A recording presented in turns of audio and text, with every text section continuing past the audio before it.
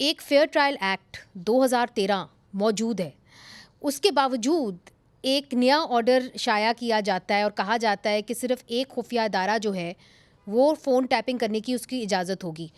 तो एक ही खुफिया इदारे को ये इजाज़त क्यों दी गई है और इस वक्त जो है इस कानून लाने की और इस ऑर्डर लाने की क्या ज़रूरत पड़ी? देखिए, मामला सिर्फ एक खुफिया इदारे को इजाज़त देने का नहीं है। मेरी नज़र में तो जो इजाज़त दी गई है वो किसी भी इदारे को दी जाती, 3 को दी जाती या 10 को दी जाती, वो गलत है, गैर आइनी है। और जो इन्होंने कर दिया है इसमें, मैं तो हैरान हूँ कि काबीना ने कैसे इस पे इत्तफाक किया कि ग्रेड 18 के किसी भी अफसर को ISI के बस ये ताकत दी जा सकती है और वो जाए आपकी मेरी कॉल्स जो है वो सुनना शुरू कर दे। कोई उसको बताने की ज़रूरत नहीं है, किसी बड़े अफसर को किसी अदालत में जाने की ज़रूरत नहीं है, वो जो मर्ज़ी करता फिरे, हम कुछ भी नहीं कर सकते। और आपने ठीक हवाला दिया 2013 का जो कानून है, investigation for fair trial act 2013, उसमें बड़ा एक जामे निज़ाम दिया गया है। अगरचे उस कानून के हवाले से भी तहफ़्फ़ुज़ात थे, लेकिन अब जब हम देखते हैं तो ज़मीन आसमान का हमें फ़र्क नज़र आता है।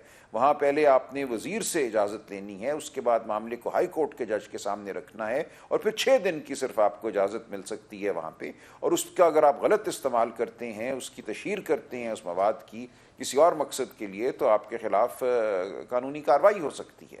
अब उस कानून के होते हुए उन्होंने एक ये कागज़ का टुकड़ा जारी कर दिया, 4 लाइनें लिख दी कि ISI अपने किसी भी ग्रेड 18 के अफसर को ये ताकत दे सकती है। मेरी नज़र में ये आइन के भी ख़िलाफ़ है और जो सेक्शन 54 जिसका हवाला दिया गया है 1996 का, जो टेली कम्युनिकेशन रीऑर्गेनाइजेशन एक्ट है, उसके भी ख़िलाफ़ है। उसके तहत आपको रूल्स बनाने थे, हुकूमत को रूल्स में आपको ये तमाम एक जो कायदा है ये देना था कि किन हालात में ये हो सकेगा, क्या इजाज़त देनी है किसी को किसी से, ये कुछ भी नहीं किया गया।